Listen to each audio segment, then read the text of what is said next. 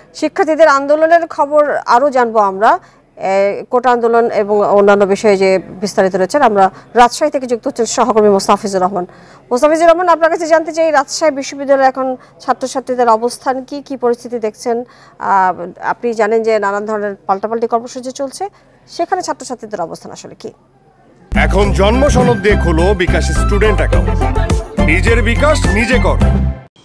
দেখুন, এর আগে গেল কয়েকদিন ধরে দুই গ্রুপ অর্থাৎ দুই পক্ষের অর্থাৎ কোটা বিরোধী আন্দোলনের শিক্ষার্থী এবং ছাত্রলীগ তারা শান্তিপূর্ণভাবে কিন্তু তাদের কর্মসূচি পালন করছিল, কিন্তু আজকেও ঠিক একই অবস্থা ছিল।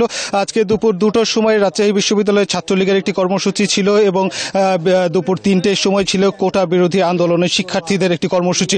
ঠিক আমরা যখন দেখলাম যে দুপুর 2টোর পরেই এখানে দুইটি গ্রুপ কিন্তু মুখোমুখি অবস্থান নেয়। তারা যে শান্তিপূর্ণ আন্দোলন করছিল, হঠাৎ করে কেন তারা সহিংস হয়ে উঠলো, কেন তাদের এই কর্মসূচি সহিংস কর্মসূচিতে রূপান্তরিত হলো, এই বিষয়টি কিন্তু এখন পর্যন্ত কেউ বুঝে উঠতে পারছে না হঠাৎ কি এমন হয়েছিল।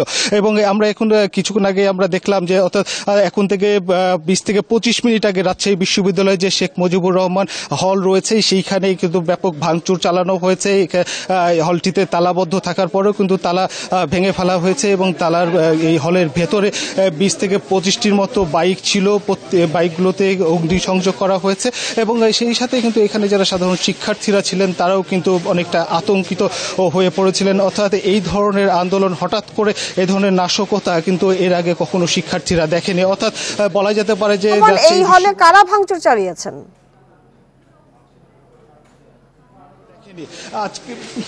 এবং এখানে একটি পক্ষ বলছে, এখানে আমরা যখন এখানে আন্দোলনকারী শিক্ষার্থীরাও ছিল এবং ছাত্রলীগেরও অবস্থান ছিল, এখানে কিন্তু কেউ কারো পক্ষে দায়ী নিতে চাচ্ছেন না, একে অপরকে কিন্তু বলছেন যে না এটা আমরা করিনি তারা করেছে। অর্থাৎ এক পক্ষ আরেক পক্ষকে কিন্তু বলছে যে এই অগ্নিসংযোগের দায়ভার কিন্তু কেউ নিতে চাচ্ছে না।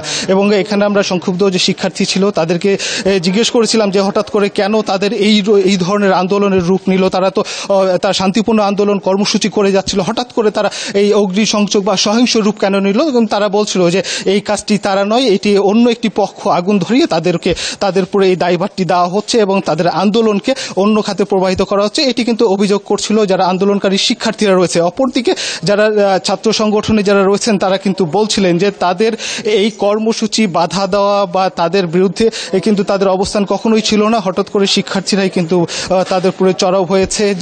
যেমনটিভাবে এর আগের যে রেস ছিল, অর্থাৎ রাজশাহী বিশ্ববিদ্যালয়ের বাইরে অর্থাৎ ঢাকায় যে শিক্ষার্থীদের মধ্যে যে ঘটনাটি ঘটেছিল সেই রেসের পরিপ্রেক্ষিতেই কিন্তু রাজশাহী বিশ্ববিদ্যালয়ের শিক্ষার্থীরা ঘটনার পরে সাধারণ শিক্ষার্থীদের অবস্থান এখন বর্তমানে কি এবং ছাত্রলীগের অবস্থানই বাকি, তারা কোথায় আছেন এখন?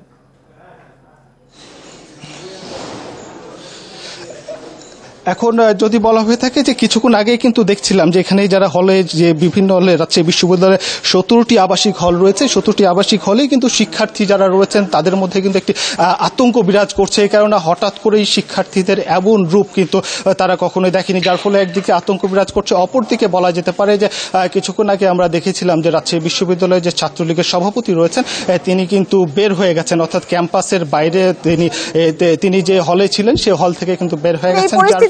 ক্যাম্পাসের কর্তৃপক্ষ প্রক্টরিয়াল বডি কোনো ধরনের কোনো দায়িত্ব নেননি?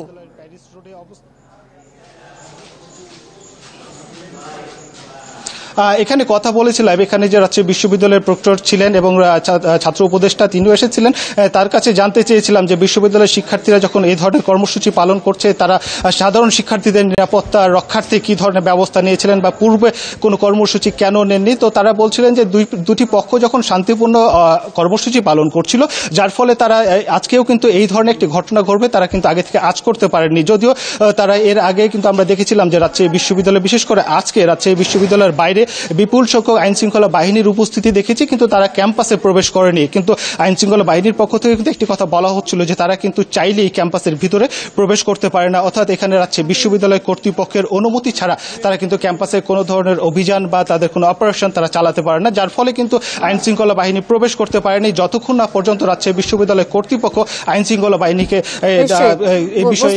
আপনি নিজের নিরাপত্তা থেকে তথ্য সংগ্রহ করবেন। আপনাকে ধন্যবাদ আমাদের সাথে যুক্ত হয়ে বিষয়ে তথ্য দেওয়ার জন্য।